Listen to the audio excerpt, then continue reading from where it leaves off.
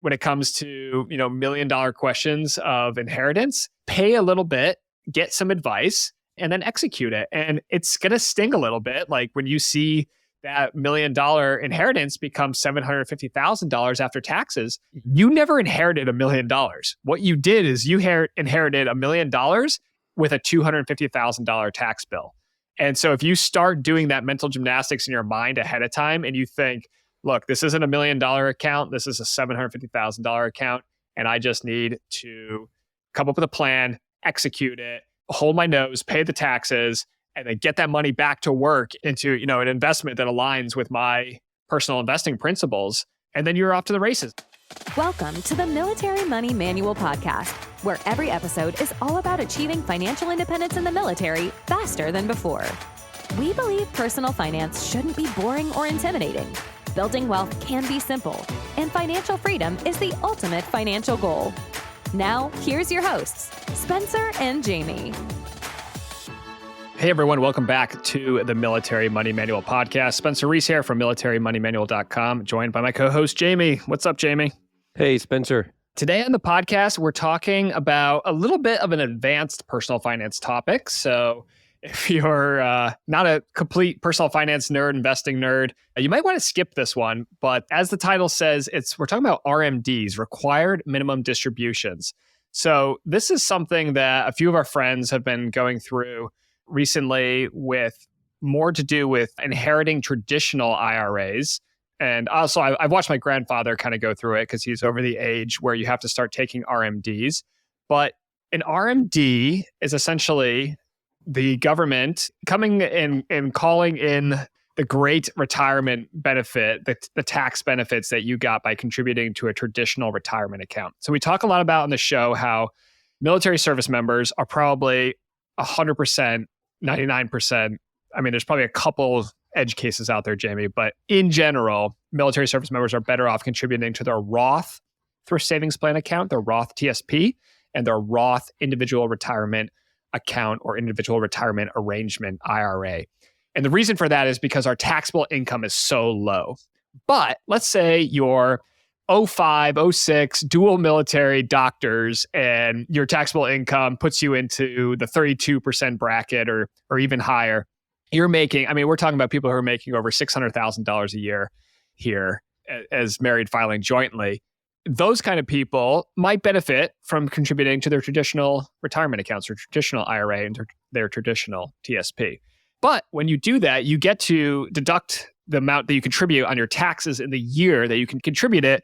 But then when you start drawing down those accounts in retirement, you might run into something called RMDs, required minimum distributions. And yeah, so Jamie's done a lot of research on this. So I'm going to play the dummy on this episode and ask Jamie a bunch of questions. Jamie, what is an RMD? Spencer, like you kind of hit at there, a required minimum distribution is an amount that the IRS is going to require you to take out annually from certain type of accounts, specifically tax-deferred retirement accounts, such as a traditional IRA or traditional TSP you mentioned. So those traditional or tax-deferred dollars that are now coming due in retirement because the IRS wants their tax money from you because the federal government needs to have money to operate. It's designed to ensure that your investments in your IRAs or your retirement accounts don't go tax-deferred forever. This can also apply to an inherited IRA if it's a traditional IRA like Spencer mentioned. So the tax bill can continue on to the beneficiary of a traditional IRA as well. And let's talk about when do we have to worry about this stuff, Jamie? Because you can touch your retirement accounts after age 59 and a half, but you don't have to start taking RMDs then, right? Correct. As of 2024, the age for required minimum distribution starts at age 73. In theory, most people would then have that break from 59 and a half to 73 where they're not required to take any money. But the gotcha is that this distribution is taxable income. So let's say that you worked up your retirement account in a traditional IRA to $1 million and you try to take out $40,000 a year. Now, if that's your only income, that's a great strategy. And a lot of people intense in the FIRE movement, financial independence, retire early, will sometimes do that where their only income is their traditional retirement account payout. But then your tax bill is going to be very low or zero in most cases if that's all you have coming in. For the other person that still has income, whether it's military retirement pension or other forms of benefits in retirement, it might contribute to your income to a point where you do owe taxes on it. So age 73 right now is the short answer on that. Also, for inherited IRAs, it gets more complex in that it's not necessarily tied to a certain age, but we'll talk more about the inherited piece in a minute. By 2033, age at which you have to take RMDs might be increasing to 75. But again, that actually could be working against you because the money has longer to compound and to grow. And so when you take your required minimum distributions, you might end up having to pay more tax on it because the money has grown. So again, what we're talking about here is super first world problems. Like if you have over $1 million in your traditional IRA, you're obviously doing something right. What is it, Jamie? Like only 10% of American households ever get to millionaire status at any point in their life. So you're doing extremely well if you're thinking about RMDs and if you're dealing with RMDs. Yeah, and I would argue that it's important for every military family too, not just people who have $1 million or even for the families who say, I'll never get to $1 million. And here's why, because when you have a traditional account with a required minimum distribution, one, it affects whether you choose traditional or Roth and how you play into that. It also affects your retirement planning and which account to withdraw from first, and that can get more complex very quickly. It also affects what happens to your family or your beneficiary when you pass. We'll go in each of those three in detail here. So how does it affect my traditional versus Roth planning? Well, if you're in a Roth TSP or a Roth IRA, you do not have any required minimum distributions. Let me repeat that. This is a huge, huge point. If you're in a Roth IRA or Roth TSP, you do not have any RMDs. That includes when you pass on that account and the dollars to your family. In theory, your family could contribute up to right now like $13 million in 2024 and owe no taxes on that if it's all Roth money at the federal level. Your state may also have different taxes. If you give them a $13 million inheritance and it's all traditional dollars, they have 10 years to start working down that balance and get it all the way to zero. That means every year they're going to have over $1 million of taxable income in that example that they're going to have to pay taxes on, which in that case is going to be probably 24 or 30-ish% of taxes. So that's a huge difference for every military family to understand as they choose traditional or Roth. But the gotcha there is if you did a Roth option, you pay taxes on it when you earn the money. The deal you make with the devil, the deal you make with the government is if you do the traditional option, you don't have to pay taxes on it when you earn the money because you're deferring that. But then when you pull it out of the account, even after age 59 and a half, like if you had $1 million in a traditional IRA or traditional TSP and you pulled it all out at once, that's a massive tax bill right there. And yeah, you're going to be, you're probably looking at, like you said, somewhere between, let's say 30 to 40% tax bill if you were to take $1 million out of a traditional retirement account all at once in a single year. So Spencer, I also want to add that there's a big unknown with tax law is we also don't know what future RMD regulations will be like. So right now, there's not like a great way to know what your RMD bill is going to be other than some online calculators. I'm sure some CPA nerds out there could explain exactly the math to me, but all I can do, and what I'd encourage you to do if someone's curious about it, is to Google it, pull up the Vanguard or Schwab or whatever calculator, you put in your age or you put in the person's age if you had an inherited IRA, when they died, when they passed it on to you or whatever, and it'll spit out a number of what your required minimum distribution is. That could change in the future. The math behind that could change. We don't really know. I personally am pretty confident that my tax situation is only going to get worse as I make more money in the future, and that I don't know that the relatively low tax brackets that we are experiencing right now in 2024 will continue forever. So it also just kind of takes away that unknown. So the want for the IRS to get their money, I don't think will ever go away, but we don't know exactly what RMD regulations will look like in the future. Yeah, I was just pulling up one thing here, though. Total top rate has been trending down since World War II. So in World War II, the highest income tax bracket was 94%. Ouch. I'm not expecting to be in the 94% or even, even probably the 50% tax bracket, but. So today it's 37% is the highest tax bracket. But if you look I'm just looking here historically back to World War II. In the 1980s, Ronald Reagan, God bless him, dropped, well, it wasn't him, but it was Congress while he was in there. But 50% was the total top rate. It's never been above 40% since. That's income tax, right? So you have to think about Social Security, you have to think about Medicare, you have to think about a lot of other federal taxes, sneaky federal taxes that get in there. But there is an argument to be made there that like the trend of history has been to lower income tax rates. That being said, we just don't know what the future holds. And it could be beneficial to assume that tax rates will be higher in the future. But looking at the historic data, at least since World War II and then in the 1980s, it really has trended in the other direction. Okay, so Jamie, so how does this RMD situation, how does it affect your retirement plan and which account to use first? So once you get to retirement age, you'll have to work probably with a CPA unless you're just a complete money nerd to figure out exactly which account to draw it from which year. So one benefit of having both traditional and Roth dollars is that you can choose and fluctuate which type of money you want based on the income this year. You can say, I want to take traditional distribution and pay taxes on it because I am not making as much as I expect to next year. And then the next year, when your income's higher from working your side hustle or selling your business or whatever, you can use Roth money. So you can go kind of back and forth with that, except for if you have an RMD, it does limit it a little bit. So I don't think, I'm not an expert in RMDs or the math behind it, like I said, but I don't think there's a situation where your RMD is going to be a substantial portion of your account balance, but it might hamstring you a little bit in limiting your options of which type of money you can pull from. You can bounce back and forth each year or do a little bit of both each year, but that's something where you probably want to hire a fee-only fiduciary financial advisor to help you work through what to do in retirement. I actually talked to a CFP recently, Jamie, and I gave him the scenario. What if you had $1 million in your taxable, $1 million in your traditional, and $1 million in your Roth IRA? What's kind of the general strategy, the 30,000 foot view? His idea right off the bat was spend money in the taxable accounts first, then move on to your traditional IRA, and then finally your Roth IRAs. And what that kind of does right there is when you're spending money at your taxable accounts, you're only paying long-term capital gains tax usually, and then you might have tax on the dividends as well, but you're earning the dividends regardless. Then moving on to your traditional IRA or TSP because you want to clear those out and you don't want to get into the RMD situation.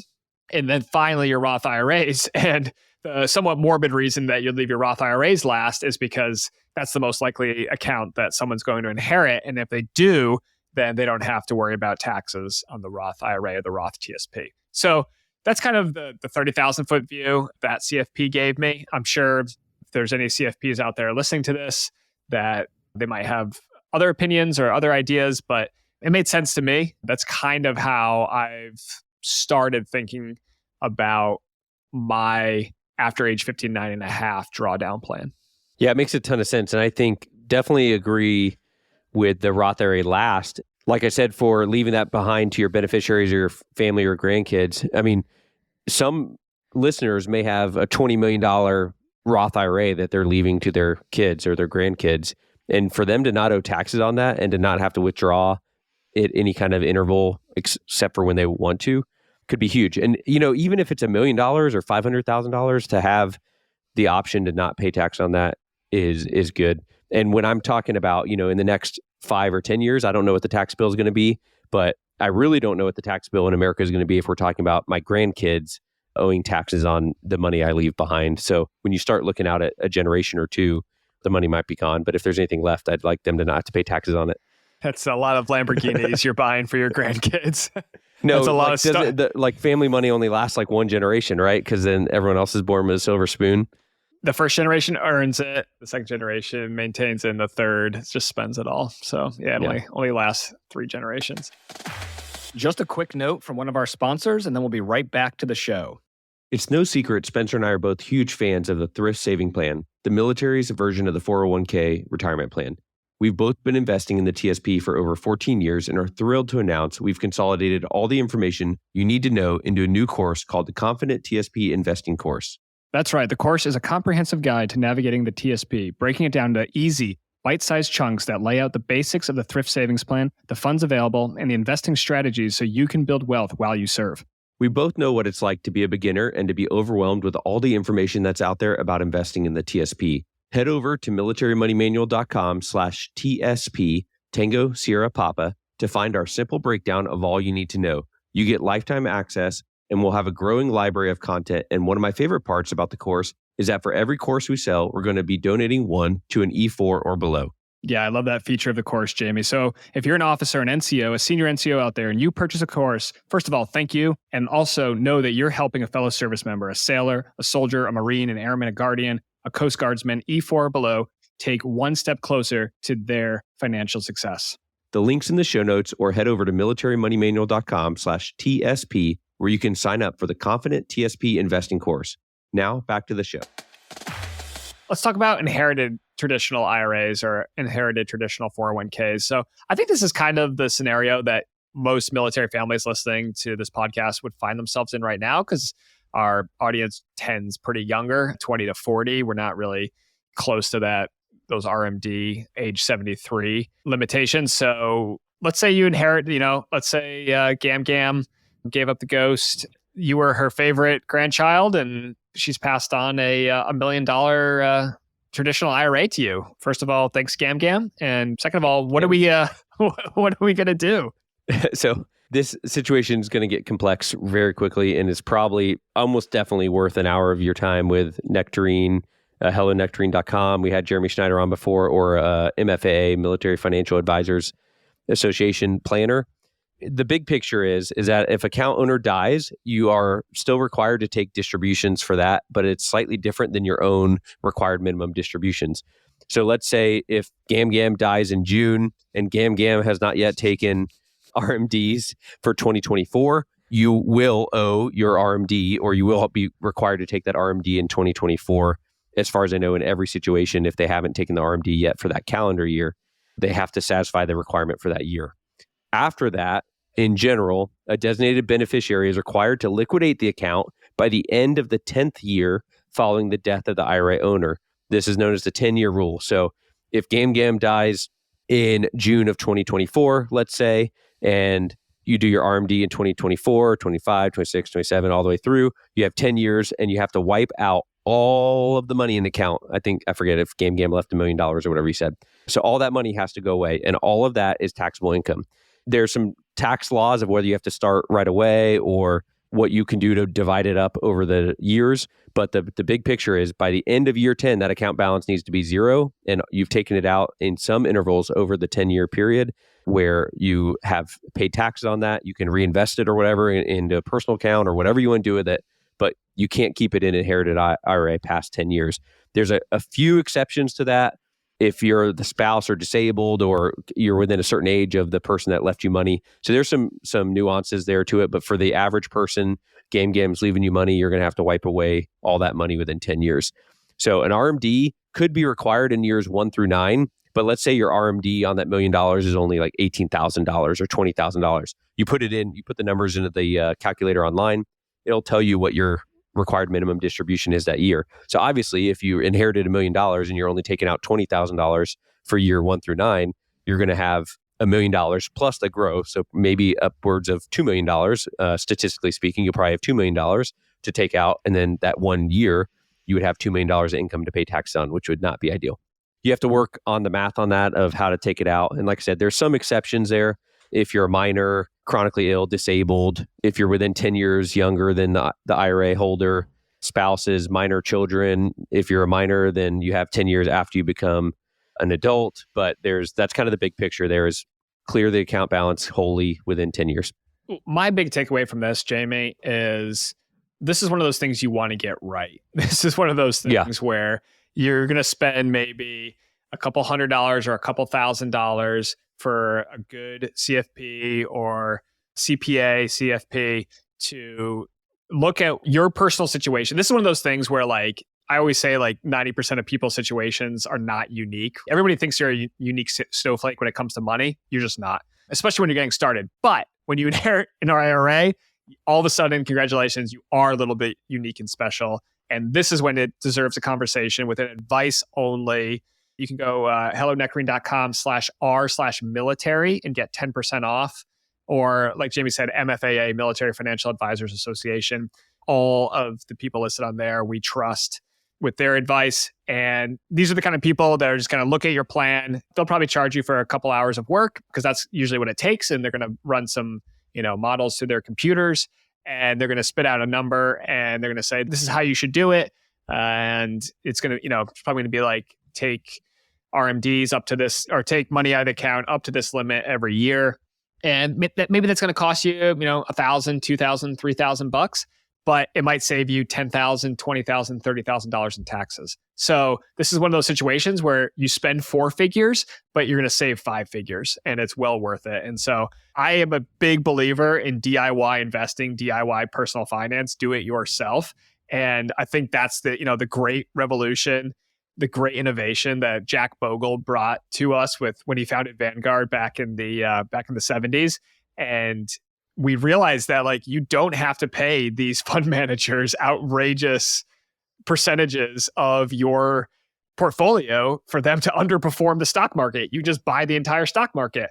But when it comes to taxes and when it comes to, $1 million questions of inheritance, just pay a little bit, get some advice, and then execute it. And it's going to sting a little bit. Like when you see that $1 million inheritance become $750,000 after taxes. But this is kind of gets into that mind game, that psychology where you never inherited $1 million. What you did is you inherited $1 million with a $250,000 tax bill. And so if you start doing that mental gymnastics in your mind ahead of time and you think, look, this isn't $1 million account, this is a $750,000 account, and I just need to come up with a plan, execute it, hold my nose, pay the taxes, and then get that money back to work into, an investment that aligns with my personal investing principles. And then you're off to the races. And then, in a couple of years, you won't even remember, how much the taxes were until you log into irs.gov and you do see it. But so Jamie, the Secure Act 2.0, it was a piece of legislation. I think it was passed back in December 2022. It changed a bunch of things with retirement planning and retirement accounts and the way that the IRS administers all those different systems. Is there anything that our listeners should know that came out of the Secure Act 2.0? For retirement participants who were born after December 31st of 1950, which is likely 100% of our listeners, I don't think we have too many gams listening to our show these days, but it did raise the age to 73 for starting required minimum distributions. That as of 1 January of 2023, it just recently raised to 73. And then like Spencer said, it's expected to raise again to 75 in 2033. And it also did reduce the penalty for missing RMDs. It's one of those where if you inherit money, you want to make sure you get help to make sure you're doing it right. But if you do miss an RMD, it's not like the IRS is going to come in the orange jumpsuit, guys, like we've talked about in past episodes.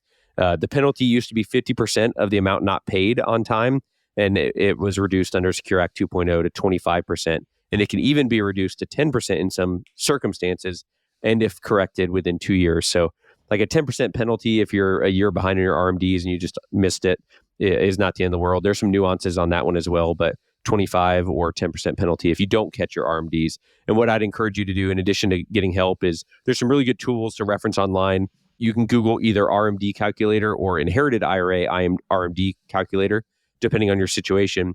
Schwab, Vanguard, there's a bunch of them out there depending on your situation. Any of them should spit out the same number. I would double check at least 2 of them to make sure they spit out the same number for your situation. And if they do, then you know that that's probably the correct number.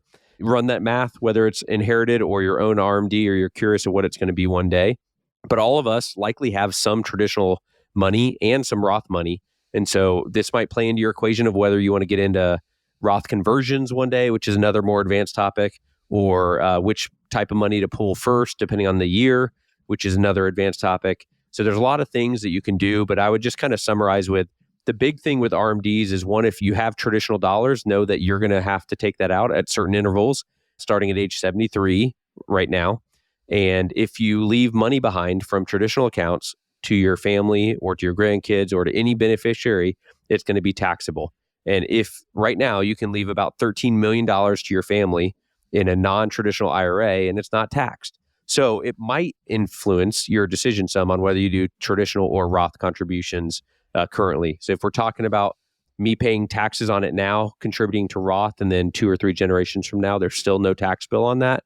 That's a pretty powerful legacy to leave behind to my family versus trying to reduce my taxable income now, doing traditional, but leaving my kids or my grandkids with a tricky tax situation that they may or may not be well equipped to handle in 50 or 70 years from now when I'm gone. So lots to think about on this one. The big picture is use it to influence your decision now on Roth versus traditional. Be understanding of the situation so you know when to ask for help when you get to retirement age and might need RMDs, or which type of money to use in each year. And if you're ever blessed with a situation where you do inherit money from a traditional account, understand the guidelines between a inherited traditional IRA and the 10-year rule there. Thanks so much for tuning in to this episode of the Military Money Manual podcast. If you're enjoying the show, please feel free to rate, subscribe, and leave a review wherever you listen to your podcasts. This helps others find the show, and we really appreciate it. Thanks again for tuning in, and we'll catch you in the next episode. The views and opinions presented here are those of the speakers and do not necessarily represent the views of the DoD or its components. Reference to any commercial products or services does not constitute DoD endorsement of those products or services.